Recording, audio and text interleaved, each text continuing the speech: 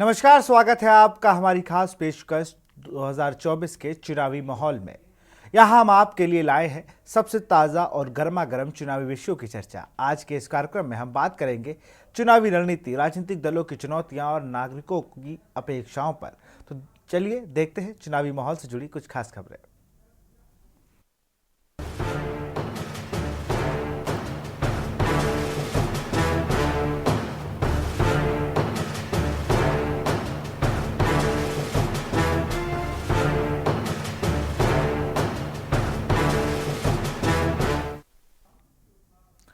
लोकसभा चुनाव के लिए भाजपा की पहली लिस्ट में अमेठी से स्मृति ईरानी को उम्मीदवार बनाया गया है। अब यह देखना दिलचस्प होगा कि यहां से कांग्रेस किसे अपना उम्मीदवार बनाएगी। 19 फरवरी को राहुल गांधी और स्मृति ईरानी दोनों अमेठी में थे। उस मौके पर स्मृति ईरानी ने कहा था कि 2019 में राहुल ने अमेठी को छोड़ा था, आज अमेठी ने उन्हें छोड़ दिया है। उन्होंने यह भी कहा कि वह अपनी जीत को लेकर आश्वस्त हैं, तो वायनाड जाएं, बिना अमेठी से लड़कर दिखाएं। संभव है कि राहुल गांधी सामना करने को तैयार भी हो जाएं। वहीं संभव है कि परिवार का कोई सदस्य यहां से चुनाव लड़ सकता है। इस रिपोर्ट में देखिए।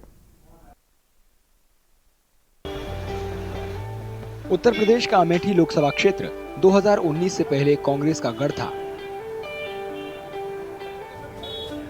पिछले आम चुनावों में स्मृति ईरानी ने राहुल गांधी को हराकर कांग्रेस के किले में सेंध लगा दी थी।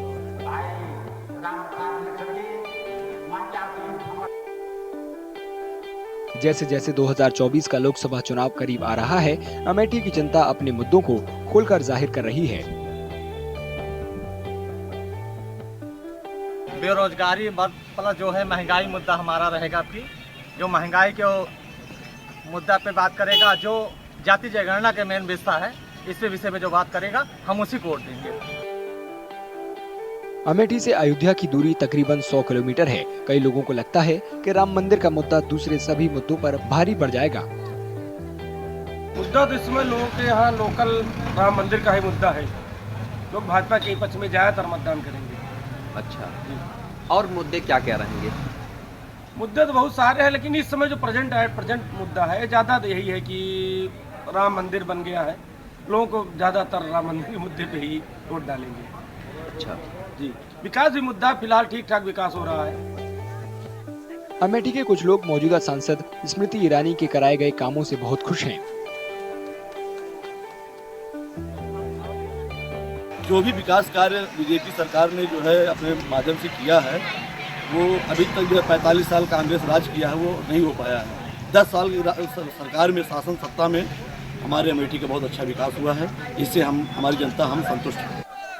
स्मृति ईरानी को लगातार तीसरी बार बीजेपी ने अमेठी से मैदान में उतारा है। पिछली बार चुनाव जीतने के बाद स्मृति ईरानी ने अमेठी में एक घर भी बनवाया था। कुछ लोग मानते हैं कि अमेठी में घर बनाकर स्मृति ईरानी ने काफी लोगों को जोड़ लिया है।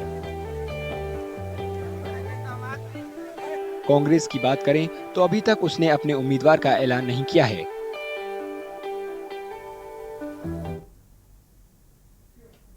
गुजरात में लोकसभा चुनाव का चुनावी समर सज गया है। गांधीनगर सीट के लिए सूरमा ताल ठोक रहे हैं। आपको बता दें कि 1979 से ये बीजेपी के कब्जे वाली सीट रही है, जहां अटल अडवाणी जैसे दिग्गज बड़े अंतर से चुनाव जीतते रहे हैं।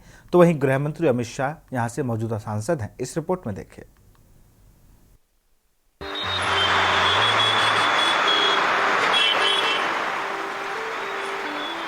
गुजरात के गांधीनगर सीट पर 1989 से बीजेपी का कब्जा है। यहां अटल बिहारी वाजपेयी और लाल कृष्ण आडवाणी जैसे पार्टी के वरिष्ठ नेता बड़े अंतराल से जीतते रहे हैं। फिलहाल इस सीट से केंद्रीय गृह मंत्री अमित शाह सांसद हैं। 2024 लोकसभा चुनाव में भी वे इस सीट से चुनाव लड़ेंगे।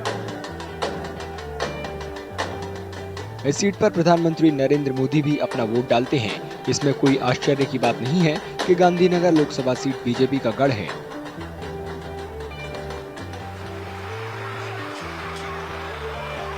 2019 के लोकसभा चुनाव में पीएम ने जिस बूथ पर वोट डाला था, उस स्कूल के प्रिंसिपल खुद को भाग्यशाली मानते हैं।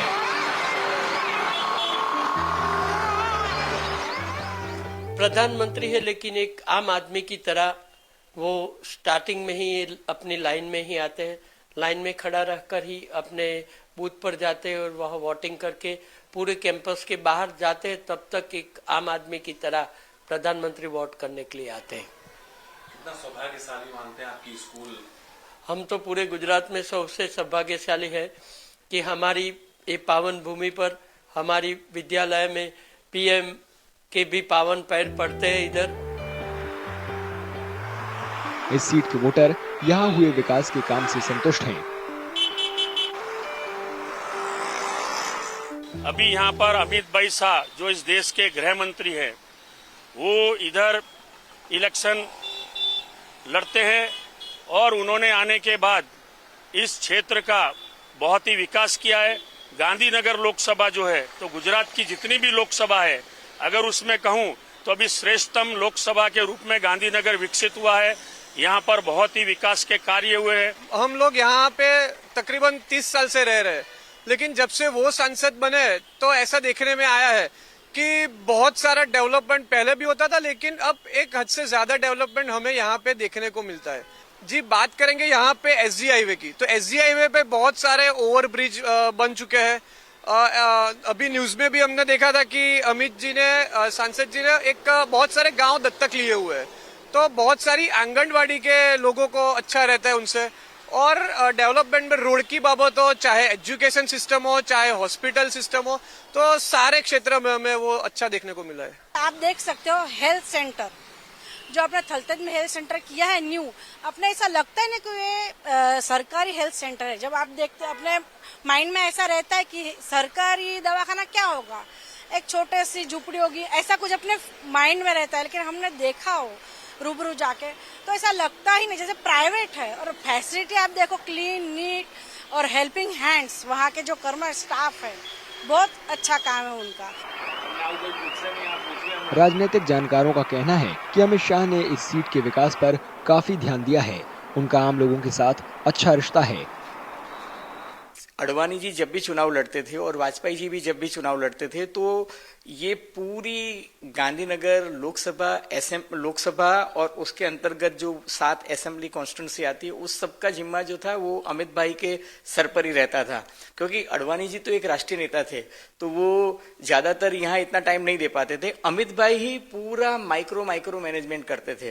तो अमित भाई के लिए यहाँ दूसरी बार चुनाव ऑफिशियली औपचारिक स्तर से लड़ रहे हैं, लेकिन हकीकत में देखा जाए तो मैं मानता हूँ अमित भाई करीब ये 7वीं बार गांधीनगर लोकसभा का चुनाव लड़ रहे हैं। अगर उनकी ग्राउंड कनेक्टिविटी देखे, अगर यहाँ का कोई कार्यकर्ता है, उसके घर में भी किसी का निधन हो गया है, तो अमित भाई का फोन आता है। कोई लीडिंग कार्यकर्ता है नारायणपुरा का, तो अमित भाई पर्सनली कॉल उनका आता है, उनके लेटर्स भी आते हैं। अगर कोई सोसाइटी है, रेसिडेंशियल सोसाइटी, हाउसिंग सोसाइटी, अगर उनको लेटर में कुछ समस्या बताते हैं तो अमित भाई वहां से लेटर में जवाब भी देते हैं। उनके ऑफिस से भी फोन आता है और उसमें काम होता है। तो एक तो उनकी ग्राउंड कनेक्टिविटी बहुत अच्छी है। 2019 में अमित शाह ने कांग्रेस के निकटतम प्रतिद्वंदी को 5,56,000 से ज्यादा वोटों से हराया था। बीजेपी गुजरात की सभी 26 लोकसभा सीट जीती थी। विपक्षी गठबंधन ने अभी तक गुजरात में अपने उम्मीदवारों के नाम का ऐलान नहीं किया है। यहां रुकते एक छोटे से ब्रेक के लिए, जल्द हाजिर होंगे। ब्रेक के बाद आपका स्वागत है। गुजरात के नवसारी लोकसभा क्षेत्र में चुनावी माहौल गर्म है। इस सीट पर 2024 की जीत का गणित साफ नजर आ रहा है। यहां बीजेपी को जीत का पूरा भरोसा है। 2019 में 6 लाख से ज्यादा वोटों से बीजेपी की जीत हुई थी। पूरे देश में जीत का अंतर सबसे ज्यादा रहा था। बता दें कि बीजेपी के KCR पाटिल मौजूदा सांसद हैं। इस रिपोर्ट में देखिए।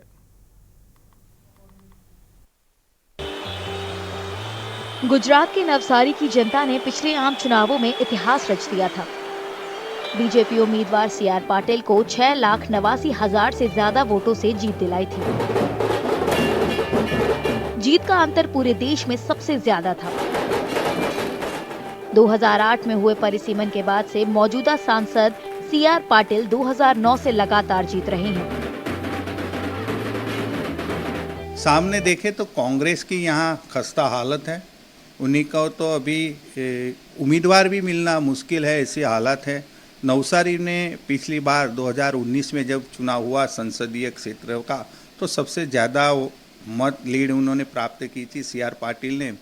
6,89,000 से ज़्यादा वोट उनको मिले थे लीड के तौर पर। तो मैं समझता हूं कि बीजेपी ने उनके ऊपर पूरा विश्वास रख के गुजरात में उनका जो कार्यकाल था बीजेपी के अध्यक्ष के तौर पर उनको भी एक्सटेंड करके रखा है, तो उसी हिसाब से उनकी पसंद की गई है। सीआर पाटिल गुजरात के बीजेपी अध्यक्ष भी हैं। नवसारी की जनता का कहना है कि उन्होंने इलाके में बहुत विकास कराया है। मैं ऐसा कोई पॉलिटिकल पार्टी का फेवर नहीं कर रहा हूँ, बट जो काम कर रहे हैं मैं उनकी बात कर रहा हूँ। जो काम कर रहे हैं बीजेपी के मैं उनकी बात कर रहा हूँ। उन लोग का जो एडवर्टाइजिंग है हमारे तक पहुँचाना, हमें कॉल करना, अब बहुत सारी चीज़ों में उन लोग हमें फ़ोन करके फॉलोअप भी लेते हैं। कोई जगह हम जाके कुछ बताए हो गए तो हमारा नंबर नोट करते हैं, काम हुआ कि नहीं, हमसे रिप्लाई भी लेते हैं। इस तरह से मतलब यही पार्टी को तो हम देख रहे हैं। और तो यहाँ कोई ऑपोजिट में कोई है ही नहीं, कोई बड़ा लीडर या कोई बड़ा नाम, कोई नेता। तो जो है बीजेपी है। और यहाँ का जो उम्मीदवार है आज को 15 साल से ऊपर ही हो गया होगा, शायद 14-15 साल से ऊपर ही हो गया होगा, वो यहीं पे है, अच्छा लीडरशिप कर रहे हैं। और उन्हें भी पार्टी ने प्रेसिडेंट भी बनाया पूरे गुजरात का।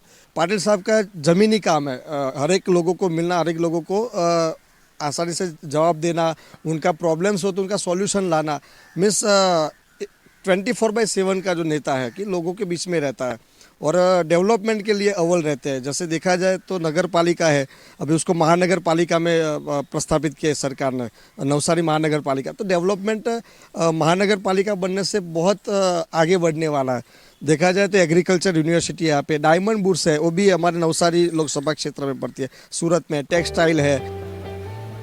सीआर पाटिल का दावा है कि बिना प्रचार के भी वह नवसारी से जीत सकते हैं। नवसारी की सीट पर हमारे मतदाता भाई बहनों के साथ हमारा संपर्क है। हमारे कार्यकर्ता, हमारे संगठन के लोग, हमारे इलेक्टेड मेंबर्स, ये सभी लोग अपने अपने क्षेत्र में उन्होंने जवाबदारी लेकर काम भी शुरू किया हुआ है। मैं नवसारी में मेरी बहुत ज़्यादा जाने की आवश्यकता नहीं है, और बाकी सीटों के ऊपर भी जिस तरह से हमारा प्लानिंग हुआ है उसके ऊपर ब्रशिंग करते हुए वो काम को आगे बढ़ाने के लिए मेरा 26 सीटों के ऊपर प्रयास रहेगा। और हम 26 सीट जीतने के लिए 5 लाख की लीड के जीतने के लिए कोशिश करेंगे। कुछ लोगों को मौजूदा सांसद से शिकायतें भी हैं। कुछ योजनाओं के पूरे ना होने से वह उनसे खफा हैं। 5 साल में सांसद सीआर पाटिल ने नवसारी शहर में ब्रिज, रेलवे जैसे और ख़ास तौर पर टेक्सटाइल पार्क और मेडिकल कॉलेज, 2 जो बड़े प्रतिष्ठान यहाँ पे लेके आए, ये उनके लिए बहुत ही बढ़िया काम हुआ। नवसारी वैसे तो एग्रीकल्चर विस्तार है पूरा, और यहाँ पे जो होना चाहिए ख़ास तौर पे एग्रीकल्चर का काम, उसमें ज़्यादा कुछ प्रगति नहीं हुआ है। नवसारी को एग्रीकल्चर जोन बनाना चाहिए, एजुकेशन हब बनाना चाहिए। जो हुआ है उसमें एक मेडिकल कॉलेज आई, पीएम मित्र पार्क खातमुहूर्त हो गया, साथ साथ bullet train project and express highway project में लोगों को मुआवजा अच्छा मिला। फ्रेट कॉरिडोर अभी शुरू हो गया।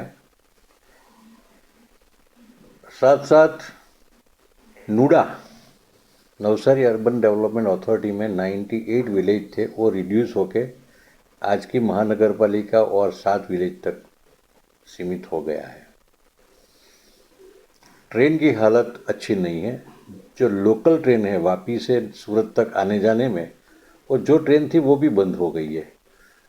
इससे लोगों की मुश्किल बहुत बढ़ गई है, उसका कोई सॉल्यूशन होना चाहिए। धंधा उद्योग में आज तो एक पीएम मित्र पार्क है, थोड़ा पोहा इंडस्ट्री है, उसके सिवा कोई मास एम्प्लॉयमेंट लोकल मिले ऐसा तो कोई दिखता नहीं है। डायमंड और टेक्सटाइल दोनों कॉन्ट्रा हो गए। टेक्सटाइल में जो कंपोजिट यूनिट थे वो डिसेंट्रलाइज हो गए, अहमदाबाद पैटर्न से चेंज होके सूरत पैटर्न हो गए। डायमंड में रिवर्स हुआ, जो डिसेंट्रलाइज थे वो भी सेंट्रलाइज हो गए। वो जो मैन्युफैक्चरर है वही एक्सपोर्टर है, वही साइट होल्डर है, तो वो सब कॉन्सेंट्रेट हो गए, सूरत चले गए। नवसारी में इसकी हालत अच्छी नहीं है। पिछली बार की बड़ी जीत से बीजेपी को इस बार भी नवसारी में जीत का भरोसा है। 2019 के चुनाव में बीजेपी ने गुजरात की सभी 26 लोकसभा सीटें जीती थी। नवसारी में बीजेपी की तैयारी पूरी है, लेकिन कांग्रेस ने अभी तक गुजरात की किसी भी सीट पर अपने उम्मीदवार का ऐलान नहीं किया है।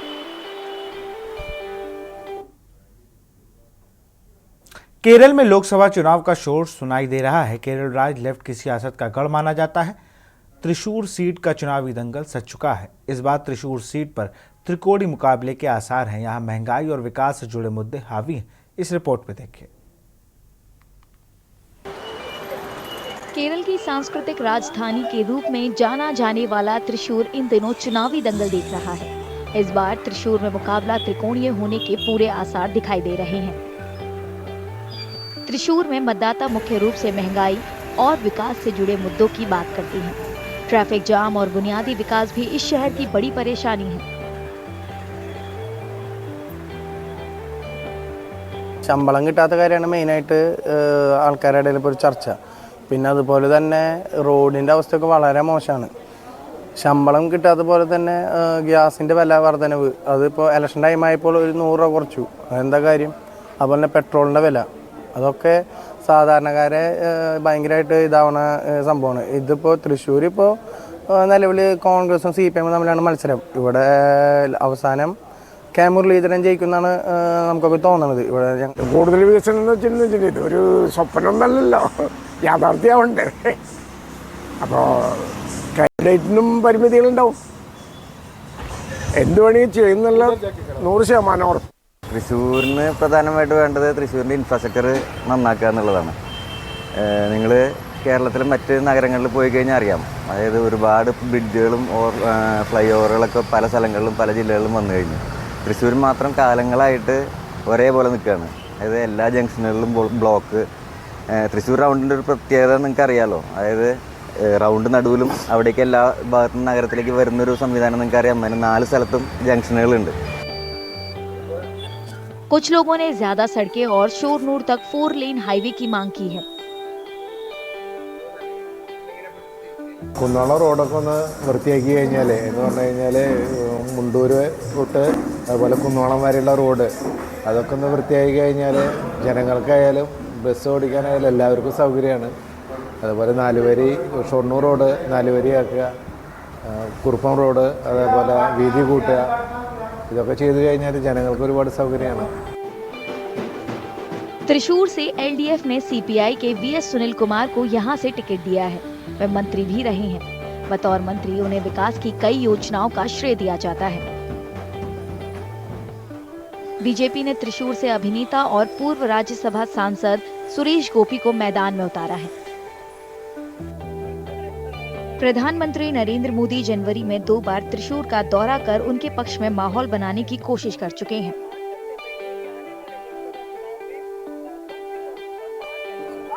UDF ने यहां से मौजूदा सांसद के मुरलीधरन को उतारकर मुकाबला त्रिकोणीय बना दिया है।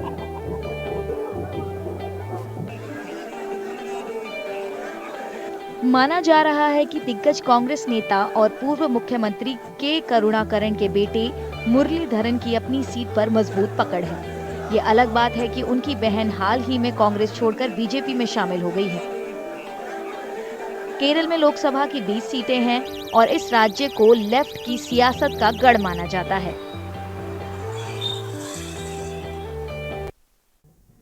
फिलहाल चुनावी माहौल में इतना ही। देखते रहिए के न्यूज़ इंडिया। नमस्कार।